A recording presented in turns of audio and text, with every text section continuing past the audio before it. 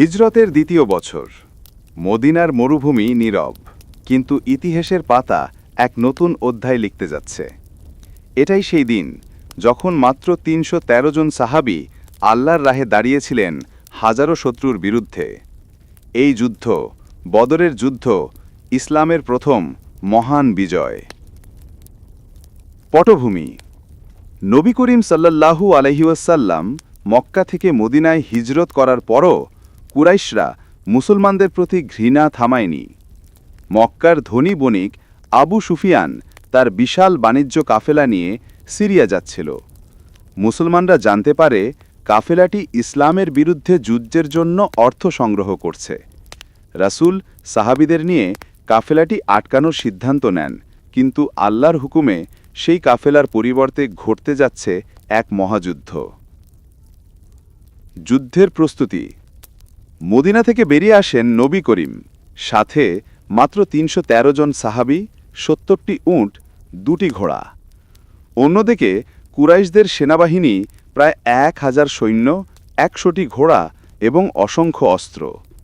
রাসূল বদর নামক স্থানে শিবির স্থাপন করেন। সেখানে তিনি সাহাবীদের পরামর্শ নেন এবং আল্লাহর কাছে দোয়া করেন, হে আল্লাহ, যদি আজ এই দলটি ধ্বংস হয়ে যায় তবে পৃথিবীতে আর তোমার ইবাদত হবে না। রাতের দৃশ্য: রাত গভীর। নবী করিম সাল্লাল্লাহু আলাইহি ওয়াসাল্লাম একা তাঁবুতে দাঁড়িয়ে নামাজে মগ্ন।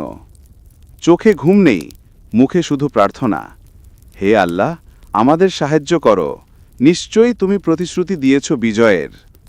অন্যদিকে সাহাবীরা শান্তভাবে ঘুমোচ্ছেন, তাদের হৃদয়ে ভরসা শুধু আল্লাহর উপর।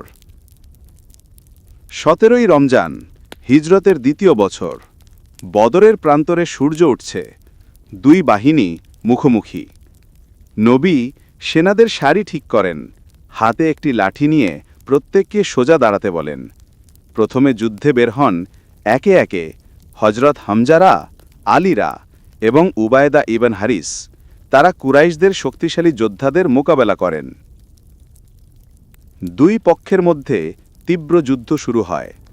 মুসলমানদের মুখে ধ্বনি, আল্লাহু আকবার, লা ইলাহা ইল্লাল্লাহ। যুদ্ধের এক পর্যায়ে নবী করিম সাল্লাল্লাহু আলাইহি ওয়াসাল্লাম আকাশের দিকে তাকিয়ে বলেন, হে আল্লাহ, সাহায্য পাঠাও।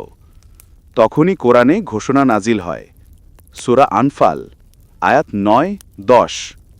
যখন তোমরা তোমার প্রতিপালকের কাছে সাহায্য প্রার্থনা করলে, তিনি বললেন, আমি ১,০০০ ফেরেশতা দ্বারা তোমাদের সাহায্য করব। আকাশ থেকে ফেরেশতারা নেমে আসেন। যুদ্ধক্ষেত্রে তারা মুসলমানদের পাশে লড়াই করেন। কুরাইশদের ভেতর আতঙ্ক ছড়িয়ে পড়ে। বিজয়ের মুহূর্ত: যুদ্ধ শেষে মুসলমানরা বিজয় লাভ করেন। ৭০ জন কুরাইশ নিহত হয়, ৭০ জন বন্দী। মুসলমানদের পক্ষ থেকে শহীদ হন ১৪ জন সাহাবী।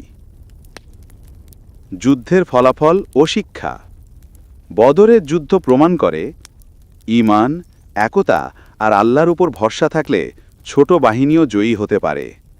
এই যুদ্ধের পর মুসলমানদের মর্যাদা বেড়ে যায়, মদিনায় ইসলাম প্রতিষ্ঠার ভিত্তি দৃঢ় হয়। শেষ বাণী: বদরের বালুকাময় প্রান্তর শুধু এক যুদ্ধক্ষেত্র নয়, এটি ঈমানের পরীক্ষা, আল্লাহর সাহায্যের নিদর্শন।